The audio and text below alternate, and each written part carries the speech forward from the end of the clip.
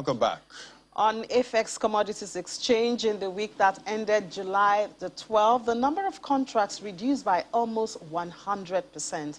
Michael Martins, portfolio manager with AFEX, always does a good job clearing the air on activities on the exchange. So, Michael, over to you. Good morning.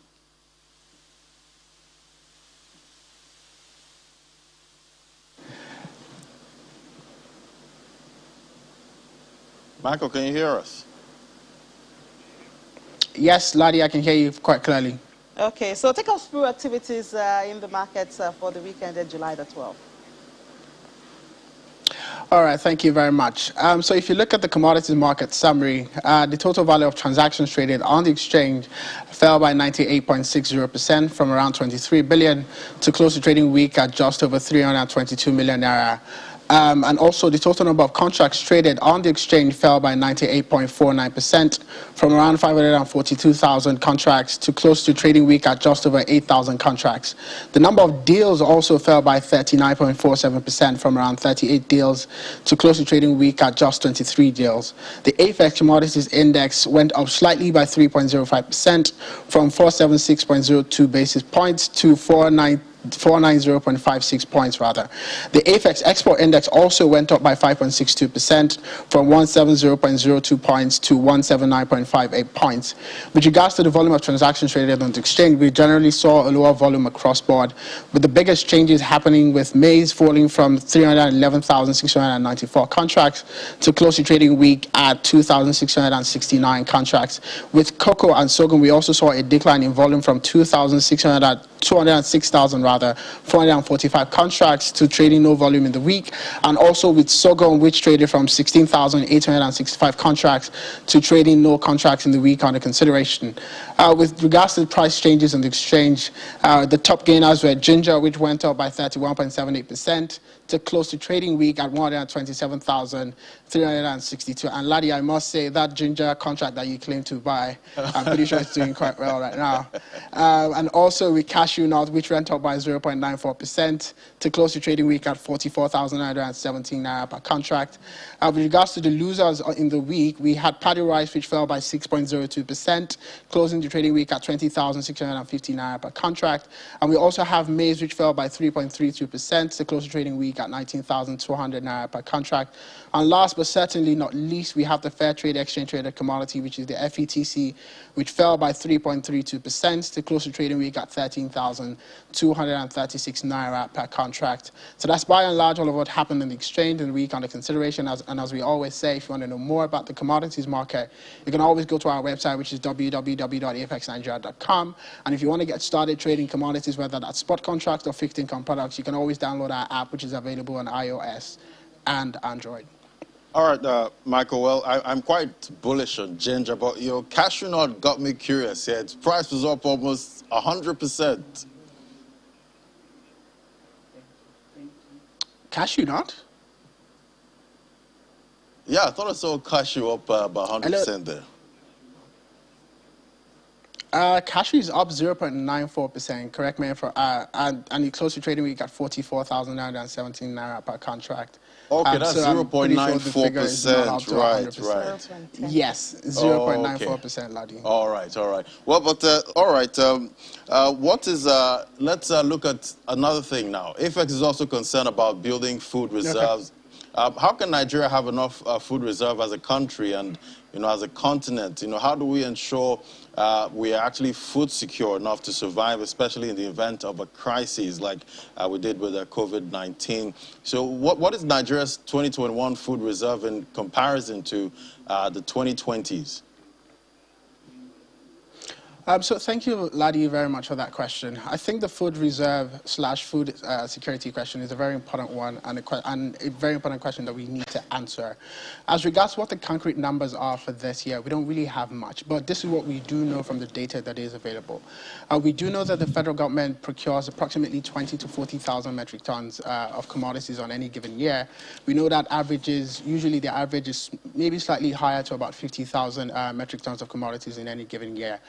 but we don't really have any concrete figure for what the numbers are this year. We do know that last year the federal government released about 70,000 metric tons of commodities as a buffer against the effect of the COVID-19 crisis. There was a bit of rumor in the second quarter of this year as regards whether or not the federal government would be procuring commodities, but there wasn't really anything concrete happening as a result of that. We did also have the strategic maize reserve, which was an initiation by the central bank last year to sort of provide a price control for maize prices and for maize in the commodities market, but that's more of a price control thing and not really a food reserve thing. So as regards what the real concrete numbers are for this year, we don't really have any concrete figures yet in comparison to the previous year. But we do know that they procure approximately 40 to 50,000 metric tons in any given year. So what are some of the challenges? Obviously, we know when we talk about food security in these days in Nigeria, we have the issue of insecurity. But what are some of the challenges that affect the level of food buffer that is available in the country? Thank you very much. So broadly, there are three major issues when it comes to providing buffers. So first is the capital/cash issue.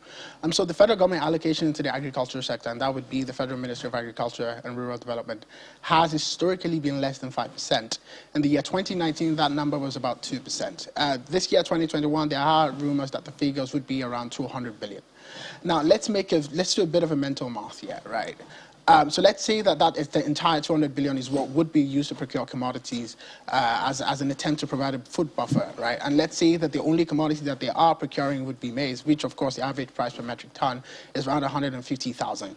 What that would mean, if you divide the 200 billion by the 150,000 metric tons, you would essentially have a figure somewhere around 667,000 metric tons of commodities for maize alone, which is nowhere near what the consumption numbers are for the country, which is usually around 10 to 11 million metric tons of commodities.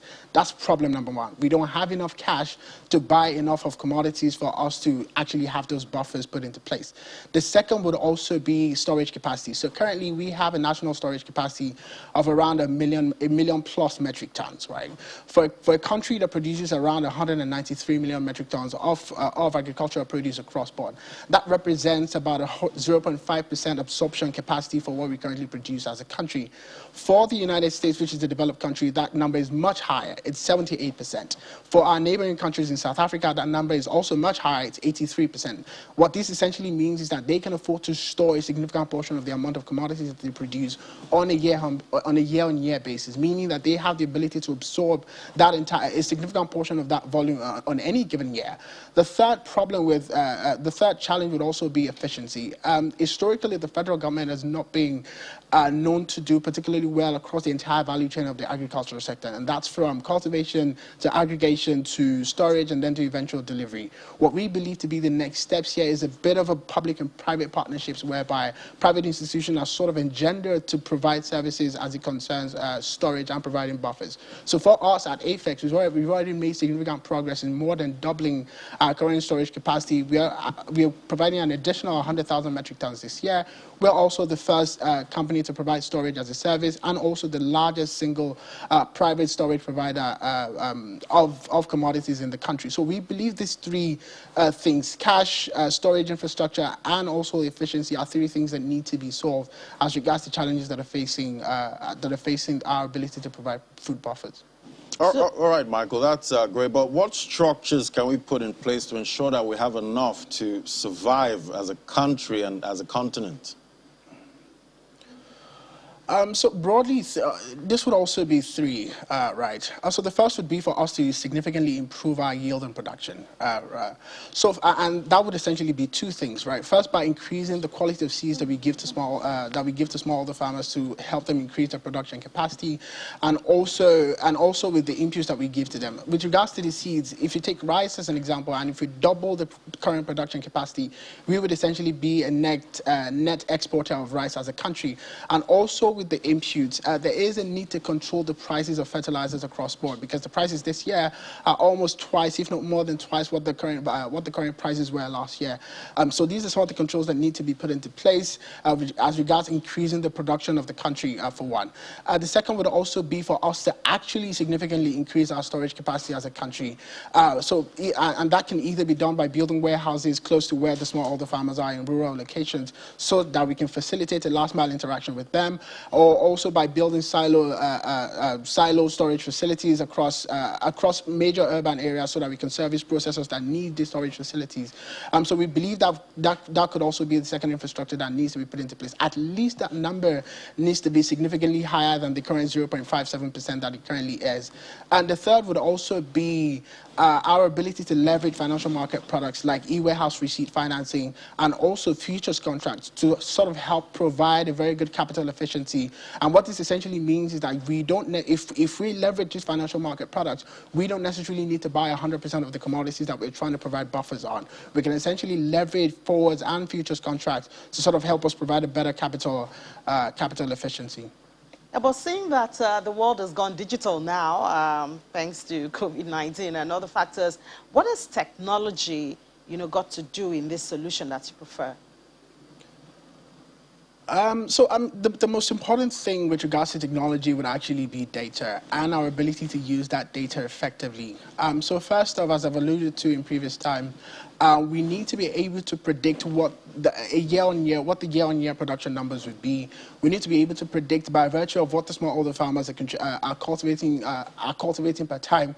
We need to be able to predict their yield levels so that we can know whether or not we are at a significant risk of a food production deficit in any given time. And it's also the case that we need to be able to leverage the current data that exists to sort of predict what would eventually happen in the future, whether that's by looking at weather and rainfall data to sort of help predict what the production numbers would be, or also by looking at those data to sort of help us provide a buffer against when there's a significant weather calamity. So I think for technology, with regards to providing buffers, I think that's where technology would play a significant role in helping us provide a buffer. All right, Michael, thank you so much for the solutions you prefer, and I do hope that it will go beyond discussion into being practice, and then we will have a food reserve in the country. Thank you so much, Michael Martins, Portfolio Manager at AFEX, for sharing your thoughts with us, and enjoy the rest of your day. So we'll do an opening call now to the markets. The all-share index. The all-share index did close flat yesterday. Will we give us the details right after this break?